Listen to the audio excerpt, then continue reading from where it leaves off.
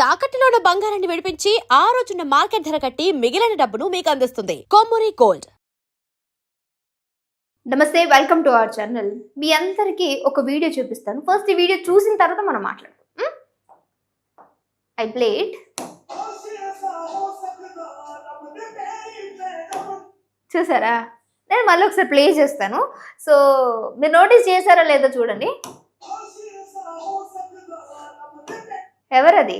విక్రమ్ రావత్, భిక్షు యాదవ్ కొడుకు. ఈ వీడియో దాదాపుగా అందరి ముందుకి వచ్చే ఉంటుంది.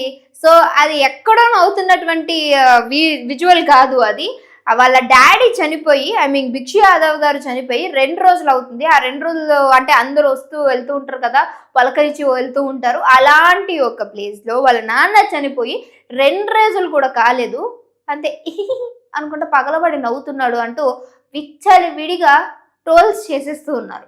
ఇప్పుడు ఈ వీడియో చూసిన తర్వాత మీకు కూడా అదే అనిపించవచ్చు, అసలు మనిషేనా, తండ్రి మీద కాస్తంత కూడా ప్రేమ లేదు, అది లేదు ఇది లేదు అంటూ కూడా మన ఇష్టం వచ్చినట్టు మాట్లాడేస్తాం. ఫస్ట్ ఆఫ్ ఆల్ దీని గురించి మాట్లాడుకోవాలి అంటే, విక్రాంత్కి ఏజ్ ఎంత ఉంటుంది అనుకుంటున్నారు మీరు? ఓ 30, ఓ 35, లేదు అని అంటే ఒక 25, అంటే ఏజ్ని బట్టి కొన్ని డిసైడ్ చేస్తూ ఉంటారు కదా. బట్ ఏదేమైనప్పటికీ ఆయన ఏజ్ దాదాపుగా 25 బిలోనే ఉంటుంది. అండ్ ఇంకొకటి, తనకి పెరిగినటువంటి విధానంలో దేన్ని కూడా అంతగా ఎక్కువగా సెన్సిటివ్గా తీసుకోలేనటువంటి వాళ్ళు కూడా ఉంటారు. అంటే సెన్సిటివ్ ఇన్ ద సెన్స్ అంటే ఎమోషన్గా తీసుకునే వాళ్ళు ఉంటారు. అయినప్పటికీ వాళ్ళ నాన్న చనిపోయి దాదాపుగా 2 రోజుల నుంచి బాధపడుతున్న వాళ్ళు ఇక ఎవరిని చూసి కూడా స్మైల్ ఇవ్వద్దు, ఇక ఎవరిని చూసి నవ్వద్దు. ఇక నవ్వుతే ఇక నాన్న మీద ప్రేమ లేదు, ఆయన అసలు ఏం మనిషి, ఏం కొడుకు, ఇలాంటి కొడుకున భిక్షు యాదవ్ కన్నది. కనీసం వాళ్ళ నాన్న చనిపోయినాక ఇంత కాస్తంత ప్రేమ కూడా లేదు. ఇక మన చేతిలో మీడియా ఉంది, మన చేతిలో రాసుకునే రాతలు ఉన్నాయని చెప్పి ఏది పడితే అది రాసేస్తారా? ట్రోల్ చేయడానికి కూడా ఒక విధానం ఉంటుంది. మరి మీడియాలో ఉన్నప్పుడు మీకు ట్రోలింగ్ అనేటువంటి ఒకటి ఉన్నప్పుడు మీమ్స్ వేసుకోవడానికి మీకేం దొరకట్లేదా? ఇంకా ఇప్పుడు చూడండి,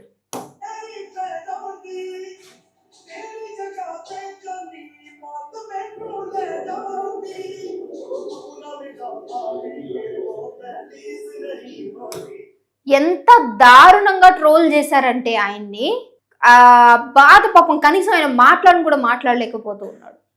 ఎవరినో ఫ్రెండ్ చూసి వాళ్ళు నవ్వుంటే ఈయన తిరిగి నవ్వాడు, నవ్వుకుంటూ జస్ట్ అదేమి పెద్ద గంటల తరబడి అక్కడే కూర్చొని ఎవరు ఆయన ఎదురుగా వస్తుంటేనే లేదా వాళ్ళ నాన్న ఫోటో పక్కన కూర్చొని పక్కల పడి నవ్వాడంటే అప్పుడు మీరు ట్రోల్ చేయాలి. అంతేగాని ఎవరు మళ్ళీ వారి సన్నిహితులు, ఫ్రెండ్స్, ఫ్యామిలీ మెంబర్స్ ఎవరో ముందుంటారు. జస్ట్ ఇది చూడండి, ఆయన ఎన్ని ఫ్రాక్షన్ ఆఫ్ సెకండ్స్ లో నవ్వుంటాడు. ఈ వీడియో మొత్తం 21 సెకండ్స్ లో ఉంది. ఈ 21 సెకండ్స్ లో ఆయన నవ్విన సెకండ్స్ చూడండి, 2 సెకండ్స్. ఈ 2 సెకండ్స్ ని మనిషిని పట్టుకుని మనం మాట్లాడేస్తామా? ఆయన మీకేం తెలుసు వాళ్ళ లైఫ్ గురించి? ఎవరో ఫ్రెండ్ని చూసి ఏదో జస్ట్ స్మైల్ ఇచ్చి అక్కడికి వెళ్ళి ఆయన జస్ట్ ఆయనకంతా నార్మల్ గానే ఉన్నాడు. ఇప్పుడు నార్మల్ ఉన్నాడు కదా, నవ్వుతూ ఉండలేడు కదా. దీన్ని ఎట్లా ట్రోల్ చేస్తారు? మనుషులేనా కొంచెం అన్నా? నాకు అర్థం కాక అడుగుతున్నాను. అంత దారుణంగా ట్రోల్ చేస్తే ఆయన మాట్లాడుతున్నటువంటి తీరు చూడండి. ఒక వ్యక్తి అంట దారుణంగా ఏం రాశాడో తెలియదు కానీ నువ్వు అసలు కన్న కొడుకువేనా అనుకుంటే సంథింగ్ ఏదో రాశాడంట. అన్ని ట్రోల్స్ చూశాడంట, కానీ ఆ ఒక్క కామెంట్ ఆయన బాగా బాధ పెట్టినట్టుంది. సో అక్కడ ఉన్నటువంటి మీడియా మిత్రులు అందరూ కూడా మీరు ఏం ఫోకస్ చేస్తారో తెలియదు కానీ ఇలాంటి ట్రోల్స్ చేయడానికి జనాలకి ఇచ్చి వాళ్ళ మనసులు బాధపడే విధంగా చేసేది. బహుశా ఆయనకి నాకు తెలిసి అక్కడ ఎవరినో ఇప్పటికి 100 సార్లు చెప్పాను, ఎవరినో చూసి నవ్వుంటాడు, జస్ట్ మళ్ళీ అలా వెళ్ళిపోయాడు అంతే. అండ్ తన పనిలో తను ఉన్నాడు. మీ ఇష్టానికి ఏది పడితే రాతలు, ఇక పిచ్చి రాతలు రాయడమేనా? అక్కడ వినండి ఒకసారి.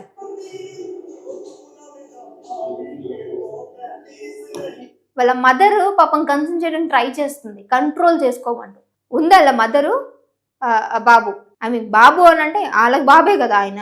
కానీ నాకు అర్థం కాగడుతున్నాను, ఇంకా మనకి చేతిలో రాతలు రాసుకోవచ్చు అని ఏది పడితే అది రాసుకోవడం అనేది సరైన తీరు కాదు. అది ఎవరిదైనా సరే, నేను ఒక మీడియానే, ఇప్పుడు నేను ఒక మీడియా తరపు నుంచి మీతో మాట్లాడుతూ ఉన్నాను. ఏదేమైనప్పటికీ ఓ వ్యక్తిని లేదంటే ఒక ఎంటైర్ ఫ్యామిలీని జడ్జ్ చేస్తున్నామంటే అది వాళ్ళకి ఏ విధంగా ఎఫెక్ట్ అవుతుంది అనేది చూసుకోవాలి. దేనికి అనేది డెఫినెట్గా తెలిసి ఉండాలి. సెన్స్ లేనోడు, ఇంత సెన్స్ లేకుండా ఉన్నాడు, ఎట్లా అలా తండ్రి చనిపోతే నవ్విండు, ఎందుకు నవ్విడు మీరు చూసిర్రా? ఆడుండి లేదా అక్కడ ఉన్నటువంటి వ్యక్తులు మీకు ఏమైనా చెప్పిర్రా? వాళ్ళ నాన్న చనిపోయినందుకు అమ్మయ్య బాగా అయింది, ఇక వీడి పీర విడగడయింది అన్న బిడ్డ మీతో ఎవరైనా చెప్పిర్రా? ఏం మీమర్స్ అవి? మీకు మీమ్స్ అనేది ఒకటి ఉంది, ట్రోల్ చేయొచ్చు అని చెప్పేసి దేని పడుతుందని ట్రోల్ చేస్తారా? పద్ధతి పాడు ఉండక్కర్లేదా దేని ట్రోల్ చేస్తున్నాం అనడానికి? ఎస్పెషల్లీ ట్రోలర్స్కే చెప్తుంది ఇది. మనం ట్రోల్ చేస్తామంటే అందులో నిజం ఎంత ఉంది, అబద్ధం ఎంత ఉందని తెలుసుకుని దాన్ని బట్టి ట్రోల్ చేయండి. అంతే తప్ప నుంచి దేని పడితే దాన్ని ట్రోల్ చేయడానికి it is not at all correct. ఒక వ్యక్తి మనోభావాలను దెబ్బతీయడం అనేది ఎంత పెద్ద తప్పో తెలుసా? దాని పట్ల ఆయన ఇంకేదైనా చేసుకునేటువంటిది ఉంటే ఆల్రెడీ వాళ్ళ నాన్న చనిపోయినటువంటి బాధలో ఉన్నాడు.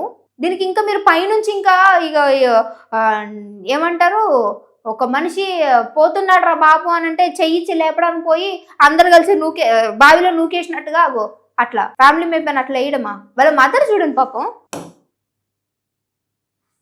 సారీ చెప్పిస్తారా మీడియాకి? దేనికి సారీ చెప్పాలైనా మీడియాకి? ఎందుకు ఏం తప్పు చేశాడని మీడియా వాళ్ళని తిట్టాడా? మీడియా వాళ్ళు ఇక్కడ నుంచి గెట్ అవుట్ అన్నాడా? ఎందుకు వచ్చిరని అడిగిండా? దేనికి సారీ చెప్పాలైనా మీడియా వాళ్ళకి? ఇది ఇట్లున్నది ఈ ట్రోలర్స్ పని. ఎంత దారుణంగా ఉందంటే ఒకళ్ళ మనోభావాలని దెబ్బతీసేయచ్చు, వాళ్ళ సెన్సిటివిటీని దెబ్బతీయచ్చు, మీ ఇష్టానికి మీరు మాట్లాడొచ్చు. మీకు మాత్రం ఏముండవు, ఏ రైట్స్ అంటే ఎలాంటి వ్యక్తుల గురించి ఇది రాయాలా అది రాయాలా అనేటువంటి మనకుండవు. వీళ్ళకి మాత్రం ఉండాలి. ఎందుకు?